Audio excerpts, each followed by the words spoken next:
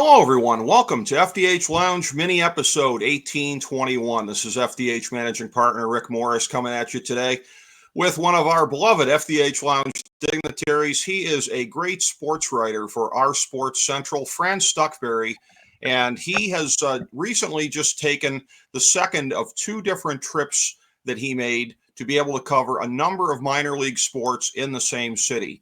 A recent trip in March to Grand Rapids, Michigan, to be able to check out a number of different sporting events there. This follows a similar trip that he made to Atlanta in 2024 to be able to cover a number of different events.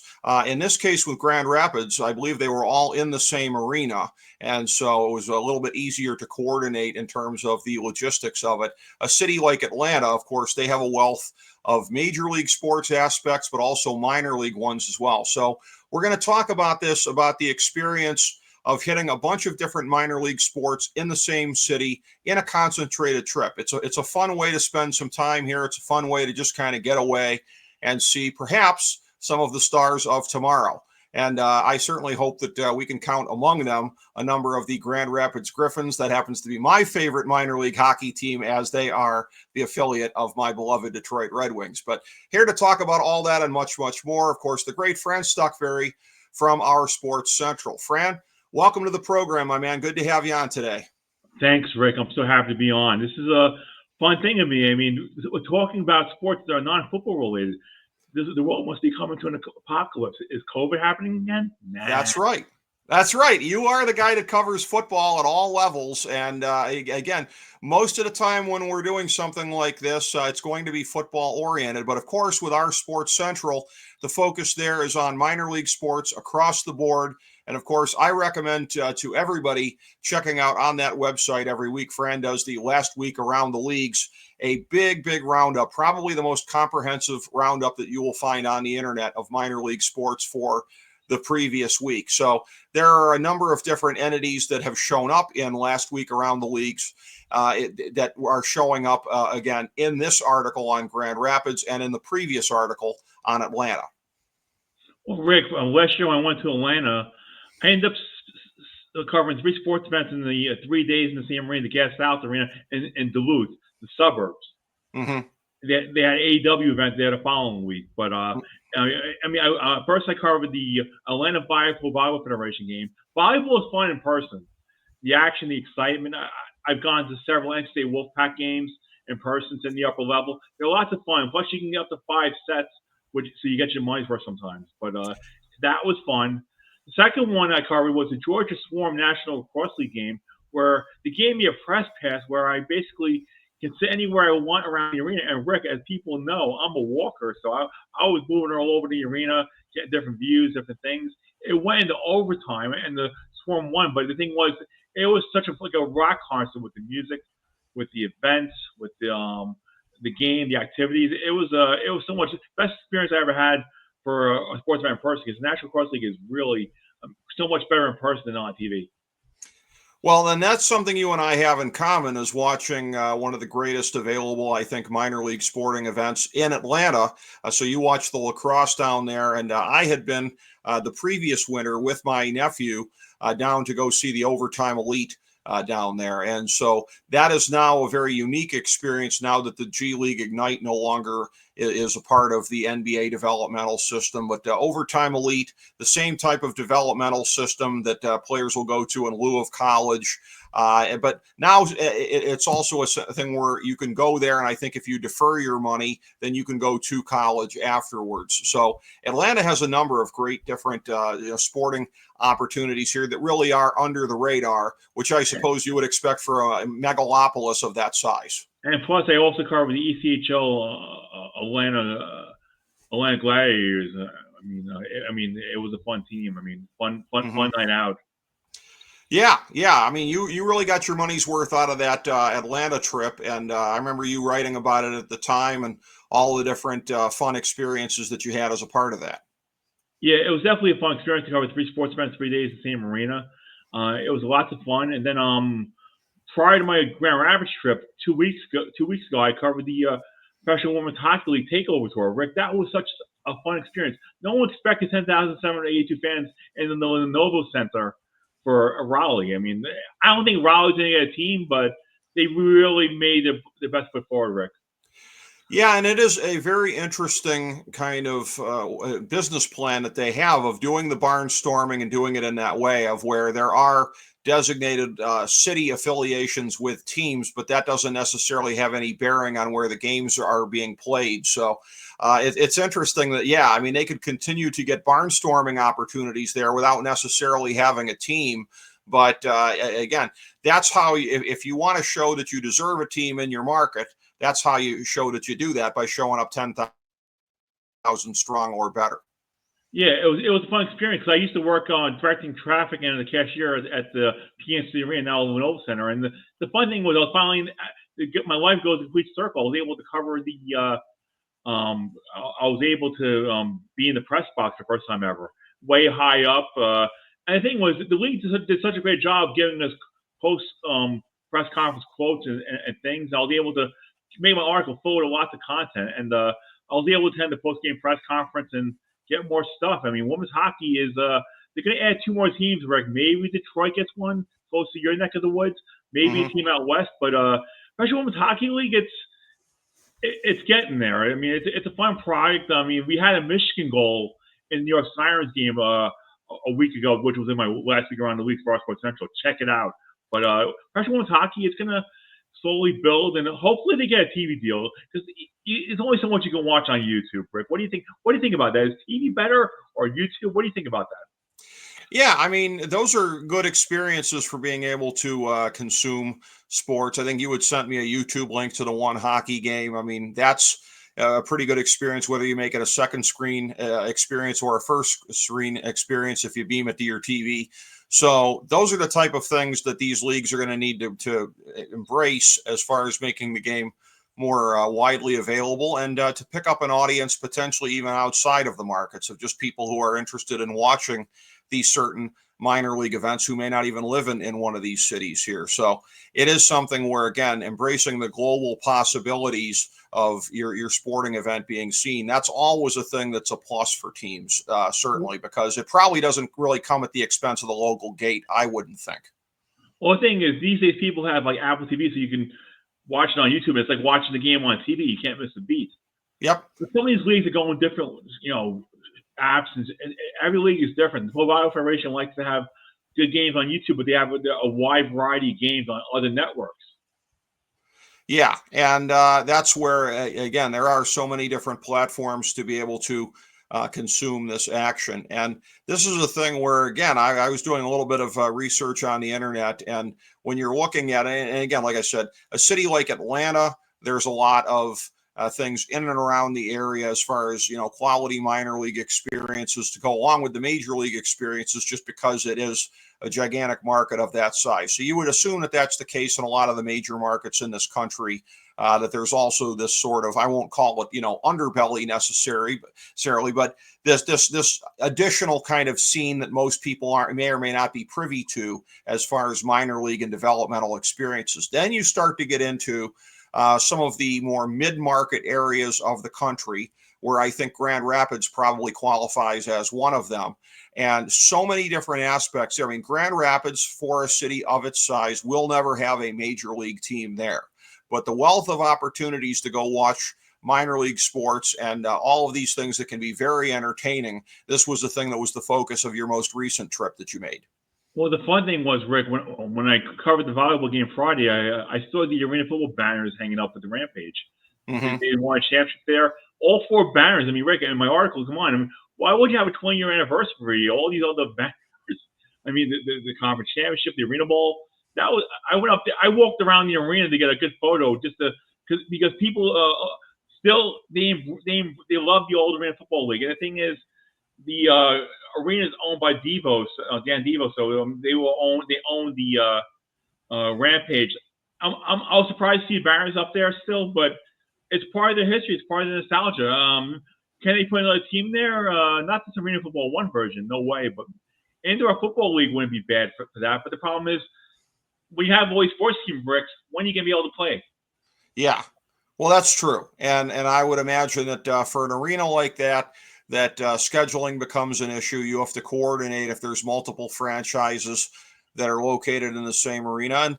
And again, based on, the ownership there, if the ownership happens to coincide with any of the local teams, they may get the preferential treatment on dates. But it probably is something of a scheduling challenge as far as fitting all of them in the same arena. Like I said, the part of your trip that I personally, selfishly took the most interest in was the part with the Grand Rapids Griffins, because I'm always looking to see what the Red Wings prospects are up to. And Nate Danielson, this is somebody where you, I think a couple months previous to that, had posted some nice highlights of him as part of your Last Week Around the Leagues column. And you got to see him and all the other budding stars once again in Grand Rapids. Well, the thing is, Rick, I mean, the Griffins had a great crowd on Friday night. They support their teams. I mean, that's the thing. I mean, they support all three teams get support. The problem is with the Grand Rapids Rise volleyball team is they're low on the pecking order, so they don't get the arena dates that Right. the other teams have. When they had that Saturday afternoon game, Rick, and which you see in my article, the place was packed. Noon Saturday, people were there. They had fans were there. So, and even like the G League, they had over 8,000 fans on a Saturday night. So, certain nights, you know how it works, Rick, with these leagues. During the week, not so much. Friday night, Saturday night, you get good crowds. Sunday's a mixed bag in these leagues. They have a lot of games on Sundays with these minor leagues, but they don't draw that well, Rick. What do you think? Yeah. Well, and I think part of the key for a market like Grand Rapids is when you're talking about the G League. So essentially, really, it's only for the most part baseball in this country that has multiple levels of minor league designations. So the G League is just, I mean, it's a gigantic step below the NBA, but it's just one step below the NBA. Same thing with the AHL. It's a gigantic step below the NHL, but it is just the one step below that. So that's where, again, it really has that going for it, that if you're a Red Wings fan or if you're a fan of the G League affiliate major team, then that becomes a matter of you're going to want to see these prospects there. It's this built-in hook of cheering for somebody that's in an organization that you really care about. Well, the thing is, Rick, even at the Griffins game, they had several Detroit Red Wing fans dressed wearing their jerseys there, Rick.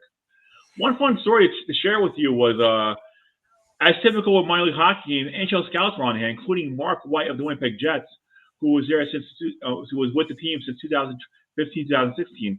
Years ago, when I went to Orlando, I covered an Orlando Seals WHA2 game, and of all things, he actually played for that team. So I probably watched the guy play in person. Then years later, I run into him, Rick. That was kind of funny. That is kind of funny. Yeah. I mean, you never know as you're going through and having these experiences who you're going to bump into. And as you documented in your article, it is a very kind of decorated past for Grand Rapids as far as the different teams that have passed through town there. And as you said, some of the championships that have happened along the way here. And so it did seem, I got the sense from reading the article and just from the bits and pieces you've alluded to thus far, that there was that real kind of passion in the crowd there that the folks in this market have for their local teams. Yeah, the fans cheering them on, the support. It was really nice. And it's in a safe area, Rick. Usually a lot of arenas, you don't want to walk around, but I felt I was like 1.5 miles away from my hotel to the arena. It was a safe area. I walked there, no issues. Walked back, no issues. I was able to walk around feeling completely safe and not having to do a ride share.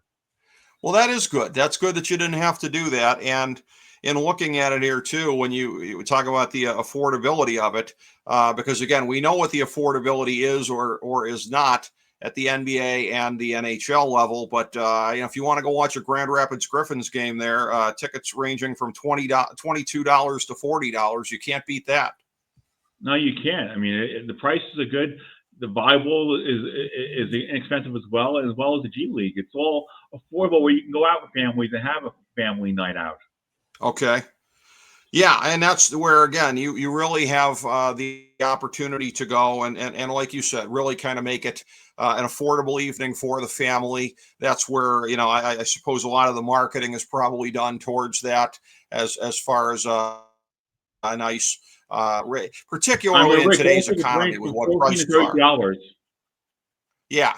Yeah. I mean, where else are you going to be able to go to do something like that? So at a point in time where ticket prices in the major leagues of sports are sort of now, driving people home, which kind of coincides with the options for watching on TV seem to get better every year. I mean, we're almost, I'd say we're a decade into, I think, HD being sort of universal for the home experience, maybe greater than a decade on that part, and the sound and the camera action and everything like that picking up, that watching from home has never, ever been a better experience. The price of TVs, even big screens, has just plummeted.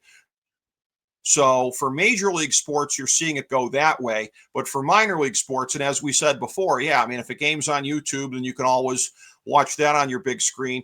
But it's a way to be able to go out, to bring the family to an event, to be able to participate in something where you're getting a real quality experience, but you're doing it for a tiny fraction of what it would be costing you if it were the NHL or the NBA, for example. Well, I think in some markets, the minor league teams fans actually want to follow them out, not just at home or on the road. But if you're in a major market, it's kind of like I'm in Raleigh. I mean, I'll go during both games, but I'm not going to go out of my way to watch them on TV. It's one of those things where you go there for the experience. Yes. And that's it. It's a unique experience to be able to go there. And as I think this is sort of widely known about the minor leagues, is that they are very fan friendly. I mean, there will be, T-shirt giveaways, whether it be, shooting them into the stands or anything like that. But, mascots, all of the things that kids basically love. It's very fan friendly, but I keep circling back to this, very, very family friendly as well. Which is a smart thing for the teams to do, because then you're looking at, 3, 4, 5, or potentially more tickets getting sold at a time. So it makes all the sense in the world for teams to aim it that way, and it makes all the sense in the world for families to gravitate towards it. Well, especially like in minor leagues, the parking is affordable. You go to an NHL game, you spend at least $40, $50 for parking. It's ridiculous. And the thing is, I'm excited about ECHL getting an ECHL team, the Greensboro Gargoyles. So that'll be a situation where I might be able to check out a couple of games. It's worth the drive for me just to cover that, because that's the ECHL, second level below AHL.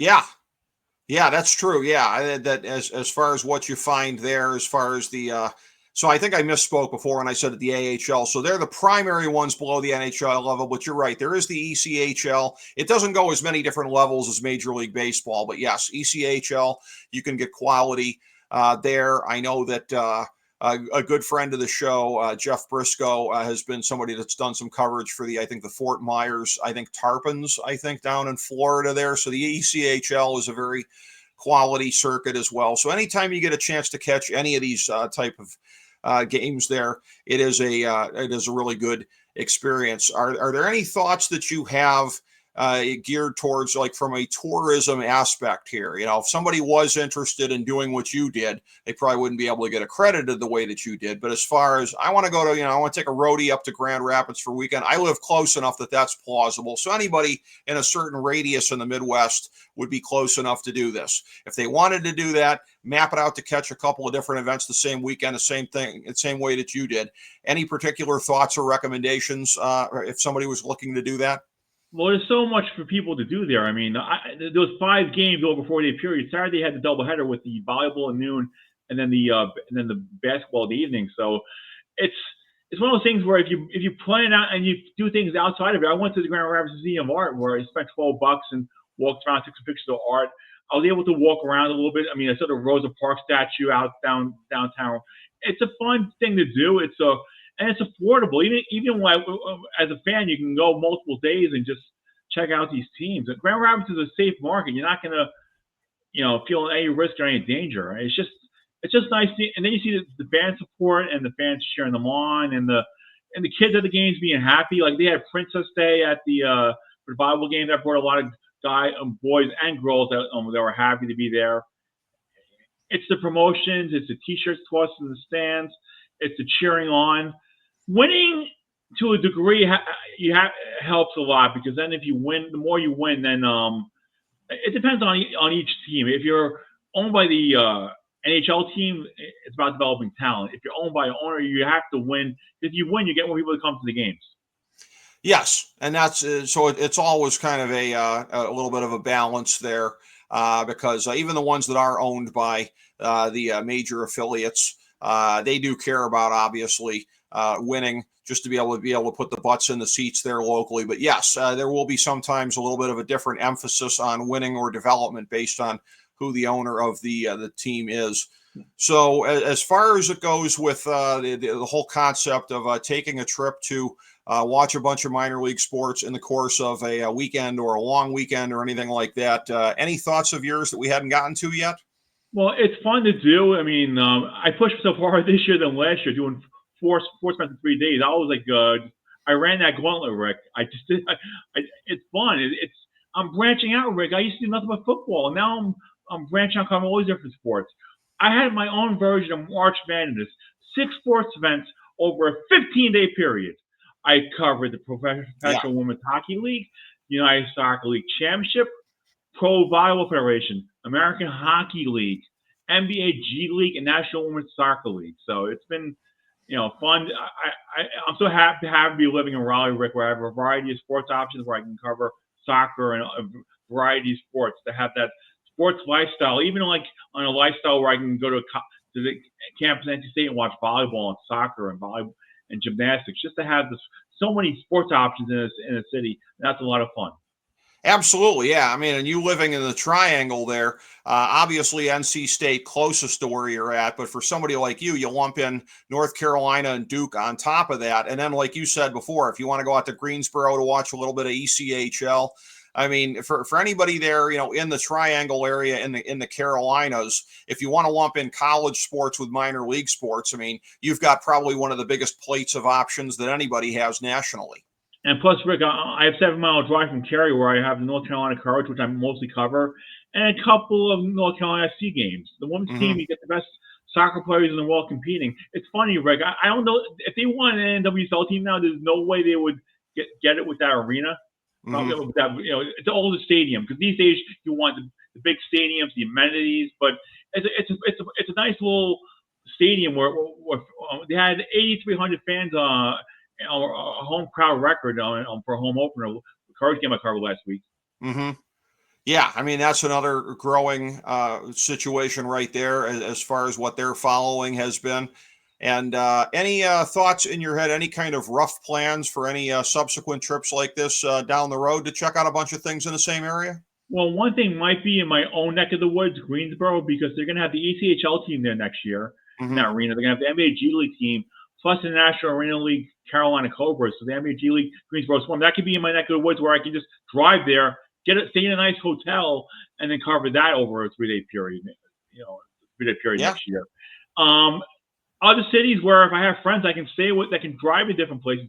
Dallas has a lot of sports options. I can maybe do a United Football League game. I can do different leagues. It kind of depends, but I mean, Grand Rapids really they love their minor league teams. Atlanta was fun, but that's a major league sports town. Grand Rapids is a minor league sports town. Where Atlanta, I was able to do the Coke Factory and the aquarium. It's fun. I mean, I'll see what's out there. I'm willing to do that, but it's far and few between what happens in Grand Rapids in other arenas.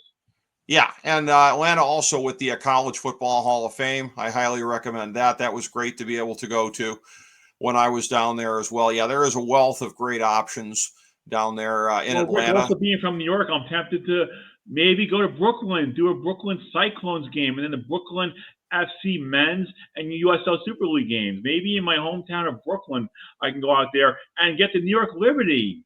Yeah, that's possible as well. I'm saying, going back to my stomping grounds where I was born, hey, man, anything's possible. Hopefully I have no blessing to past encounters. Yeah. Well, and then even Staten Island there in New York, because that seems like a cool place to watch a baseball game. How many places have a backdrop like that with the Statue of Liberty? So, and New York Harbor and all of that. So, yeah, there's a lot of great, like I said before, places like Atlanta, New York, the major markets, you can always find that.